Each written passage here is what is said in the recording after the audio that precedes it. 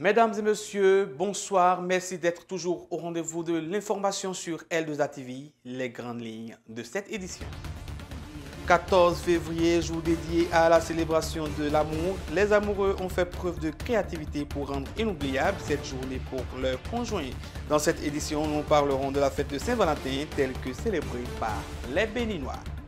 Performance scénique dans ce journal, l'art du théâtre s'est une fois encore exprimé dans la cité des Cobourou à travers une lecture spectacle. Mesdames et messieurs, bonsoir, bienvenue à ce journal.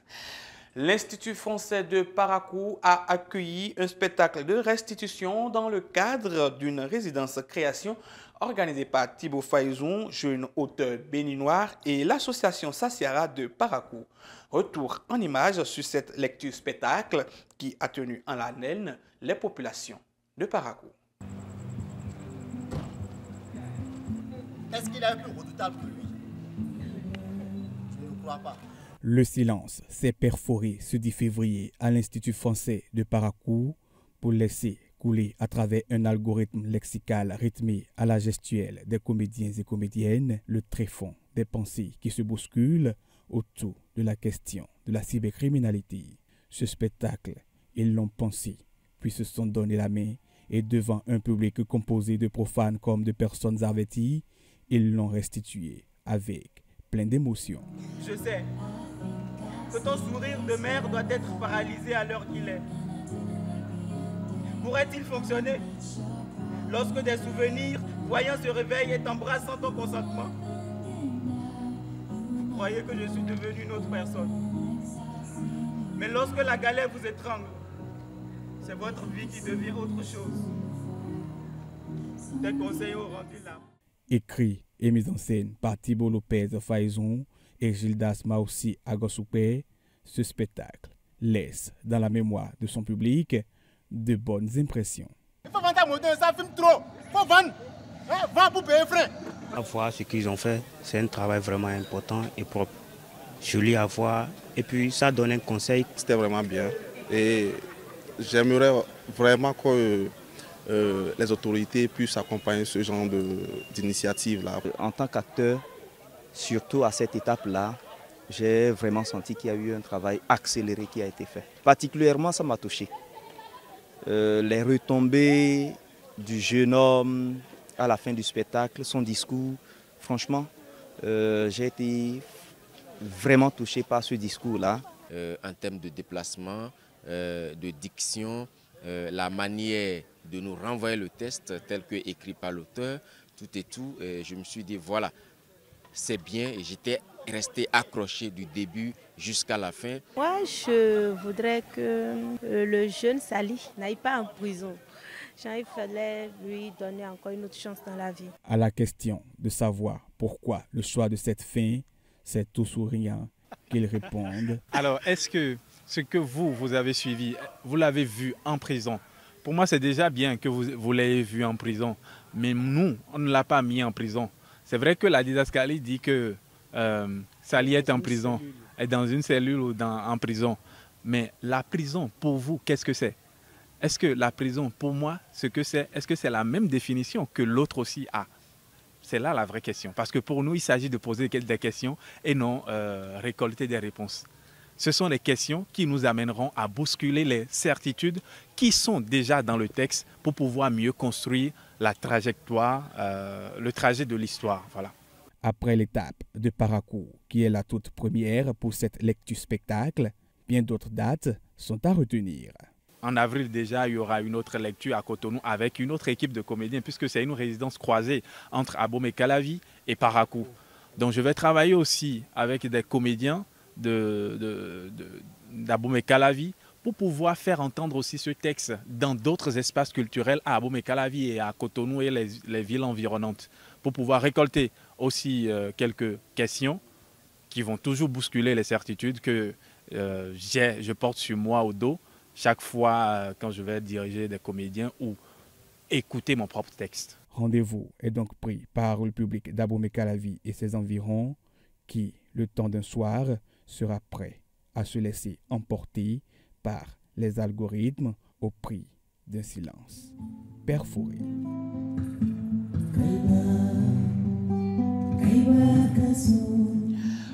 Afin de rendre présentable leur fille, il est de plus en plus remarqué dans les habitudes des mères l'usage des défrisants pour le traitement capillaire de ces petites filles. Bonne habitude ou pas, Dr Nadège Agbessi clarifie. On a tendance à croire que le défrisage est la meilleure méthode pour l'entretien des cheveux. On ne doit pas défriser les cheveux des enfants.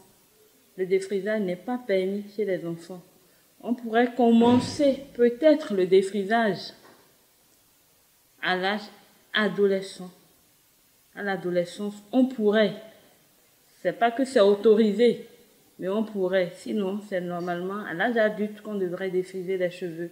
Encore que, si on pouvait s'en passer, même les adultes devraient s'en passer. Déjà, il faut savoir que les produits défrisants sont des produits assez forts qui amènent à, en quelque sorte, lisser les cheveux crépus. Et pour le faire, on y met des produits, des acides, d'accord? Et déjà, ces produits, ça détruit déjà la nature même du cheveu. Ça détruit le cuir chevelu parce que ça peut entraîner des brûlures. Et à force d'entraîner des brûlures, ça va entraîner une fragilité du cuir chevelu et des cheveux en même temps. Et on pourra aboutir à une chute des cheveux. D'accord? D'ailleurs, le défrisage, ça va entraîner une chute des cheveux. Et tout doucement, l'enfant ou la jeune dame peut perdre beaucoup de cheveux. Donc, on pourrait avoir une alopécie qui pourrait s'installer à partir des produits défrisants. En dehors de cette alopécie, c'est-à-dire cette chute de cheveux, on peut avoir une perturbation des hormones. Et cette perturbation des hormones pourrait agir sur le plan reproducteur. D'accord? Ça pourrait avoir une répercussion sur l'humeur. Certains articles parlent même jusqu'au cancer, que ces produits peuvent perturber le fonctionnement de l'organisme, entraînant même des cancers, des tumeurs bénignes, telles que les fibromes chez les femmes, avec des risques de difficultés de conception, de pouvoir faire des enfants, et des cancers également au niveau de l'utérus. Il faut amener nos enfants à comprendre qu'on peut garder ses cheveux naturels, les nappies, ainsi de suite. Je pense qu'on ira plus vers cette tendance. Mais déjà, ceux qui n'ont pas pu s'abstenir de défriser, faire l'effort déjà de ne plus se défriser assez régulièrement, on dirait qu'il faut se défriser au plus 4 fois par an, pas plus. Mais si on peut faire encore moins, c'est pas mal, pour quand même donner une certaine régénération au cuir chevelu et aux cheveux. Je vous l'annonçais tantôt dans les titres, le 14 février est un jour dédié à l'amour. D'où nous vient cette fête? Pourquoi est-elle aussi importante dans notre société? Réponse dans cet élément que nous propose Eric Cyril Azagou. Plusieurs légendes racontent que les origines de cette fête remontent à très loin et toutes ces légendes-là sont liées à un monsieur appelé Valentin. Mais avec le temps, déjà au XVIe siècle, en Angleterre, cette fête-là a évolué pour devenir une fête de l'amour où on s'échange des messages. Et au fil des siècles jusqu'à maintenant, la fête est devenue une fête romantique et c'est de cela qu'il s'agit. La profession, les occupations ne permettent pas réellement de prendre du temps pour se parler, pour communiquer, pour se pardonner, pour échanger des cadeaux, pour s'envoyer des messages d'amour, pour s'envoyer des émoticônes même en couple. Non. Donc, trouver un jour pour mettre l'accent, pour accentuer l'amour, c'est une très bonne chose. Et il ne faut pas banaliser cela. Parce que c'est une forme de banalisation que de dire que non, tous les jours on célèbre l'amour, on n'a pas besoin forcément d'un jour. Mais il faut quand même un jour pour mettre un accent particulier sur la célébration de l'amour. Parce que l'amour vient de Dieu et Dieu est le créateur des bonnes choses. En couple, je commence déjà par donner un conseil très important. C'est de commencer déjà par se pardonner. Parce que beaucoup de chocs peut-être ont été enregistrés et il est temps maintenant de faire balater, de trouver du temps pour se retrouver, pour se parler, pour communiquer correctement et se pardonner réellement. Et après s'être pardonné, communiquer maintenant sur ce qu'il faut faire pour relancer l'amour, pour raviver l'amour, pour donner un nouveau départ à l'amour. Que chacun puisse vider son sac et dire, voilà ce que je voudrais, voilà ce que je souhaiterais, pour que alors on s'entretienne, pour qu'on prenne soin l'un de l'autre, se retrouver autour d'un bon repas, faire des sorties ensemble, rigoler ensemble, ça fait du bien à la santé, ça fait du bien et ça amène le bonheur et l'épanouissement. C'est des temps de bénédiction, des temps de retrouvailles, c'est très bien. Après le sacre dimanche dernier, les éléphants ont présenté le trophée à la population à travers une grande parade. Après le sacre, le dimanche 11 février 2023, les éléphants, comme en 2015, ont effectué une parade dans les rues d'Abidjan, partant de leur camp de loge jusqu'au stade Houphouët-Boigny. Pendant 4 heures de parade, les supporters ont suivi le cortège durant tout le trajet avec des pancartes de toutes sortes et des chants.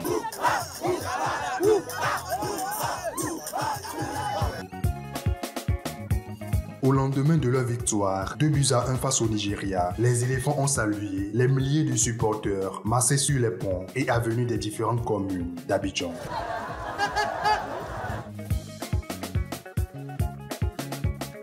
À l'arrivée du cortège, au sein du stade Houphouët-Boigny, c'est la foule.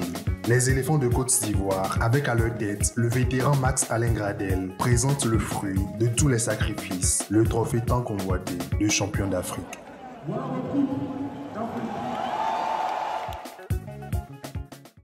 Après cette parade, les joueurs ont été reçus par le président Alassane Ouattara. De cette rencontre, on retient que chaque joueur a reçu en prime une villa de 50 millions de francs CFA, en plus d'une enveloppe financière du même montant. Le sélectionneur Emers Faye reçoit quant à lui une somme de 100 millions de francs CFA en prime.